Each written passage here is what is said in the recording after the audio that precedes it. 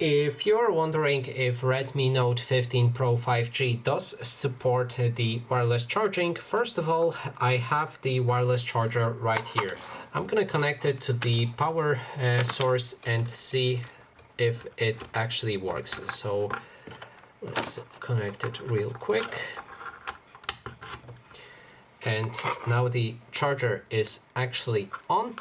Now let's try taking and placing our phone on the charger, and let's see if it starts charging.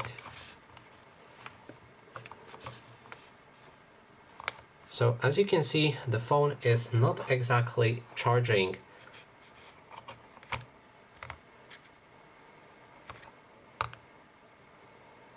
And that would confirm that this device doesn't support wireless charging.